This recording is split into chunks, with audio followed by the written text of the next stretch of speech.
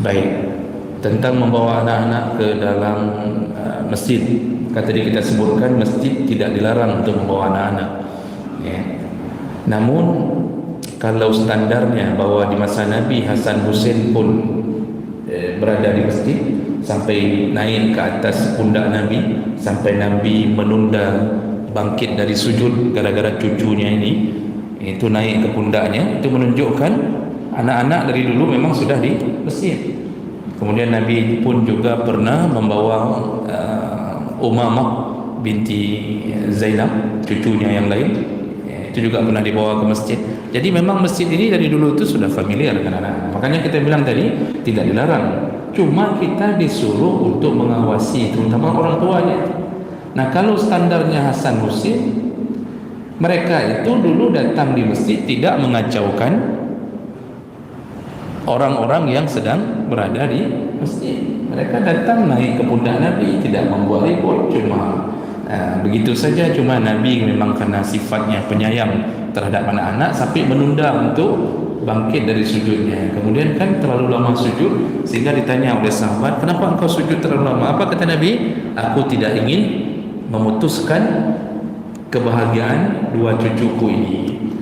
Jadi kesimpulan ini, anak katanya menyolaki Hasan Hussein yang nampu.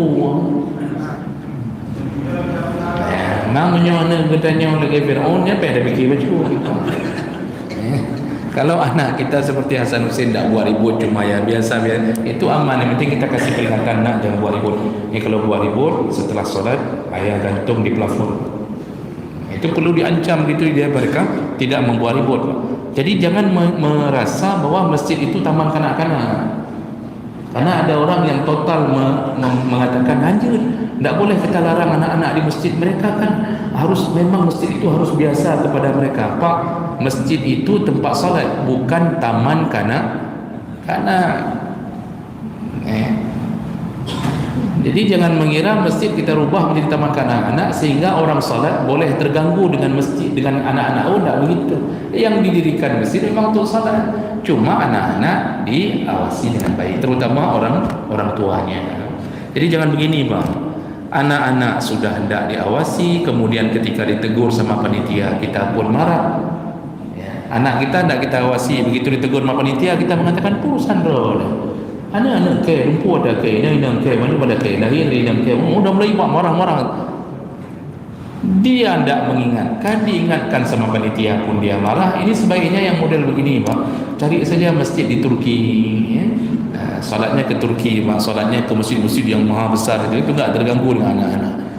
Jadi jangan begitu, jangan sampai begitu. Kita seharusnya kalau dimarahi anak kita sama panitia, kita katakan ke anak, kalau kamu tidak salah kan tidak mungkin BKM marah, tidak mungkin bapak itu marah-marah. Ini kamu salah ini. Begitu seharusnya kita mengajarkan anak-anak kita. Ya, baik. Kemudian pertanyaan yang berikutnya, kalau memang bahaya, tapi depan kita kalau imam sudah bangun ke tahiyat, ke waktu berdiri, beliau lupa duduk, ya. Ini tergantung di posisi di mana. Kalau berada di posisi rakaat kedua, imamnya sudah bangkit rakaat ketiga dan beliau tidak bisa duduk lagi karena sudah sempurna berdiri, maka kita makmum tetap harus ikut imam, wajib ikut imam, ya. Nanti tinggal sujud sahwi sebelum salam walaupun telah terjadi kesalahan imam. Tapi kalau posisinya di rakaat terakhir, imam berdiri, makmum duduk rakaat keempat, imam merasa yakin ini masih rakaat keempat padahal sudah rakaat kelima bagi dia, akhirnya dia berdiri ke rakaat kelima. Kita sudah subhanallah, ternyata imam dengan keyakinannya merasa apa salah lo, apa salah saya, ini kan rakaat kelima nih, rakaat keempat, padahal beliau rakaat kelima. Akhirnya beliau tidak dengar subhanallah, tidak mau respon subhanallah dari makmum, tetap dia lanjutkan solat di rakaat kelima. Kita makmum yang sudah tahu imamnya memang salah, di saat itu jangan ikut imam, kita cukup duduk. Apa yang kita lakukan? Boleh pilih di antara dua pilihan. Boleh kita mufarak atau mufarakah, berpisah dari imam, langsung kita niat mufarakah, langsung salam sendiri, boleh. Tapi yang lebih utama kita duduk dan biarkan imam salat sendiri, dengan keyakinannya bahwa itu rakaat keempat, lalu kita duduk sambil menunggu imam kembali duduk, lalu salam bersama imam, maka sempurnalah salat kita. Nah, bagaimana dengan imam yang sudah 5 rakaat? Begitu selesai salam, kita langsung mengingatkan beliau, "Imam, anyo karon ka 5 rakaat sujud sahwi." Walaupun sudah terjadi komunikasi, pembicaraan, masih boleh sujud sahwi. Itu ada dalilnya, Pak. Nabi sudah sempat mengalami komunikasi. Nabi juga pernah salah. Salat zuhur beliau pernah salah, diingatkan oleh sahabat sampai Nabi tanya, "Betul, saya salah." Ditanya ke sini, "Betul, betul ya Rasulullah." Langsung Nabi menambah 1 rakaat karena waktu itu beliau kurang, lalu sujud sahwi. Makanya imam tinggal sujud sahwi kalau sudah diingatkan selesai salam, masih boleh sujud sahwi. Tapi kalau sudah pulang, sudah berada di kedai kopi, lalu ada makmum minum kopi bersama imam, lalu mengatakan bahwa imam tadi ada salah, kamu imam sudah 5 rakaat, itu jangan sujud sahwi di kedai kopi, Pak. Tak berlaku lagi. Itu tak berlaku lagi. Sahkah salat tadi? Sah. Sahkah imamnya? Sah, karena dia dengan keyakinannya bahwa dia merasa 4 rakaat. Kita pun yakin dengan 4 rakaat kita. Maka jangan ikut berdiri bersama imam, duduk saja, tunggu imam duduk kembali, lalu salam bersama imam. Itu yang lebih utama. Kemudian pertanyaan berikutnya, ada satu lagi tadi Pak, yang kedua. Oh ya, kita tidak mau maju ke depan karena ada di depan kita ada HP, ada sajadah kita juga. Sajadah kita itu pun terbuat dari perak mungkin kan, dari ada mutiaranya sekarang. Kalau kita pindah takut ada moho apa-apa ada moho. Nah, bagaimana keadaan kita seperti itu? Nah, jemaah melakukan Allah, itu memang hal yang lumrah terjadi karena kadang-kadang ada barang berharga. Kan ada orang salat Pak, ditaruhnya HP, lalu ditaruhnya dompet. Di dalam dompet itu ada macam-macam benda berharga Pak. ATM, foto, selingkuhan, itu yang paling bahaya.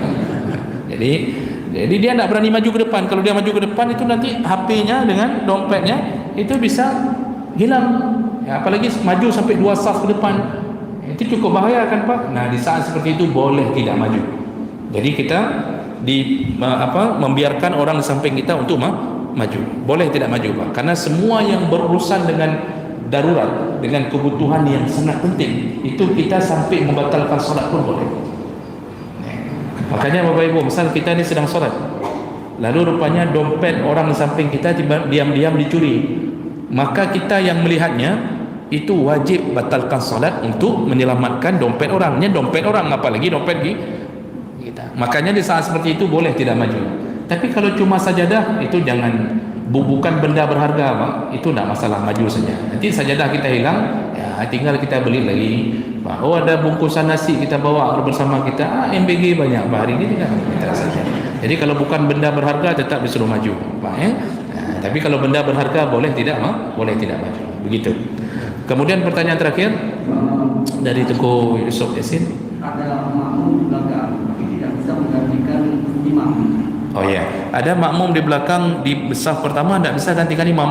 Yang bisa gantikan imam malah makmumnya yang berada di saf ketiga atau saf kedua. Nah, inilah yang tadi kita sebutkan, kan selayaknya yang berdiri di belakang imam itu yang siap menggantikan imam. Kalaupun terjadi hal yang begitu, maka bolehkah si orang yang siap menggantikan imam itu terlalu lama, karena dia akan berdiri 2 langkah berdiri lagi, 2 langkah berdiri lagi, ya. Pada saat seperti itu seharusnya memang tetap orang tersebut walaupun lama kita tetap wajib menunggunya, ya, wajib tunggu Pak. Karena kalau dia menerobos langsung 1, 2, 3, 4, 5 untuk segera menuju ke imam, malah dia sudah waktu jadi imam, posisi dia sudah batal salat. Bagaimana orang yang batal salatnya tiba-tiba bisa menjadi imam? Jadi otomatis dalam keadaan seperti itu, makmum itu kan seperti ambulan lewat Pak.